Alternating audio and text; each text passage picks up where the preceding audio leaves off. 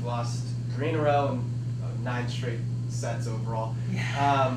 What are things that you've seen in those individual games that can get better?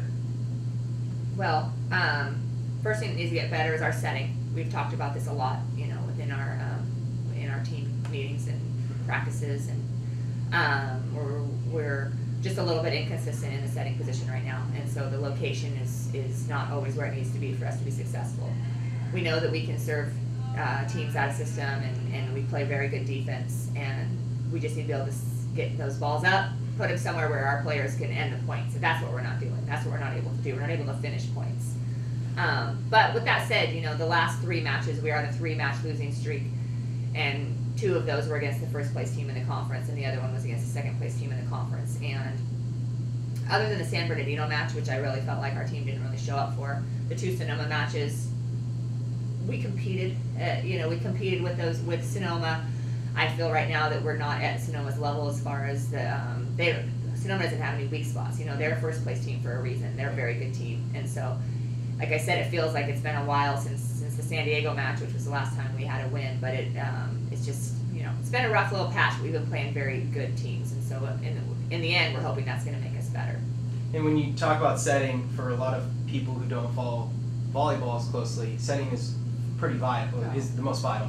And your kills have been down because of that. Mm-hmm. How does the timing and if it's off in location just affect your hitters because they can't come at it in a consistent manner? Yeah, I mean, it's like a wide receiver running their pattern. The quarterback needs to hit them in the spot. If you have to stop and retreat, or you have to speed up, to go get the ball. That's what's happening right now with our offense. It's hard to establish a rhythm because the location's a little bit inconsistent. And we've talked about it, and I don't want to come down too hard on my setters, and they're working hard. We didn't have one of our starting setters last weekend, which also affected us a lot.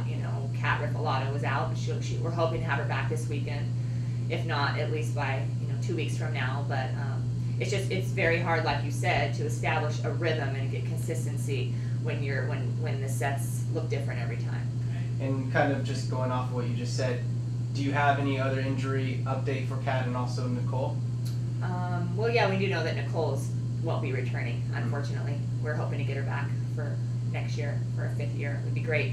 And then with Kat, we are just waiting and see. We're just kind of a wait and see type of thing. She might not practice all week and then be ready to go on Friday, but it will have to wait and see how that goes. We're crossing our fingers to have her back by this weekend.